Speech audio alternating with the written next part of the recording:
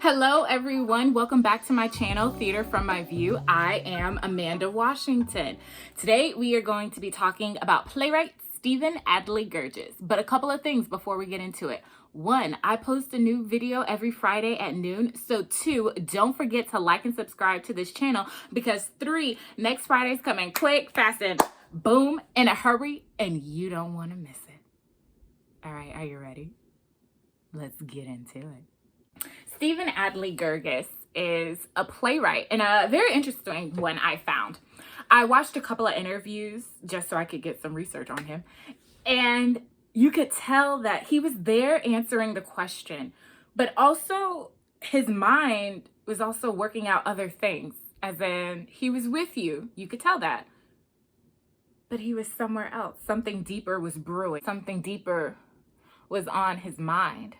When the interviewers asked him, why be a playwright, or what drives you in your writing, he had the answer to that question, and it was the same answer every time. He says, what does he want to see on stage? And then what are some of the things that he can't play? He named being a woman and a Black man as one of those, or as two of those things.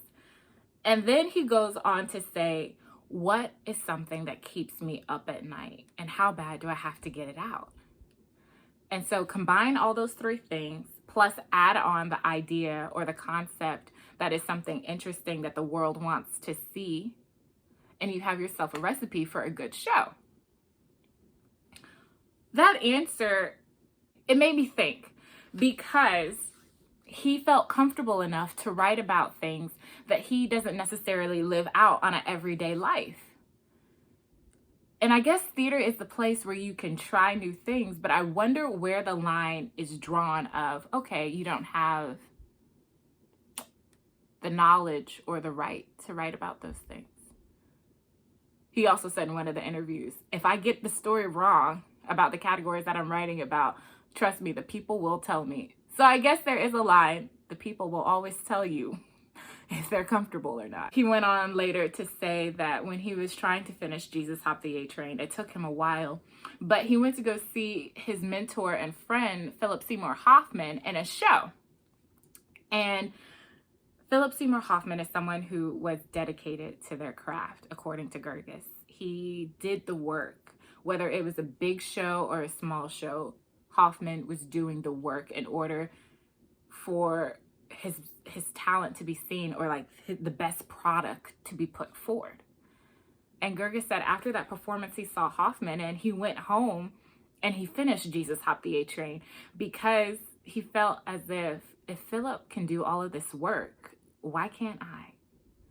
Why am I shirking my talent while Philip Seymour Hoffman is nurturing his? Jesus Hop the A Train opened up in July of 2000. And according to Guirgis, it was a diary of struggle and of yearning. Getting the story from script to stage was a trial and tribulation in itself. Guirgis said he grew up on that show. I'm assuming he meant grew up as an artist. But you can see in the show the different layers that I was speaking to you about what keeps him up at night, what are the categories that he can't play, and then what does he want to see on stage. You can see all of that, and then you can see what I was talking about earlier. There's something brewing. Obviously, the characters are saying their line on a surface level, but there's something deeper, more intellectual going on than what is just being presented. And I think that's what excites me about the script, Jesus Hop the A Train, because as a director, it's like, what do I want to pull out the most? Obviously, you have, like I said, first level, but what deeper meaning do I want to go for? Which ones do I want to accentuate? If you haven't picked it up by now, next week, I'm talking about how I would direct Jesus Hop the A Train. Let me know if there are any playwrights that you all identify with that they write on a surface level, but then there's always this deeper meaning going on. I would love to hear about them.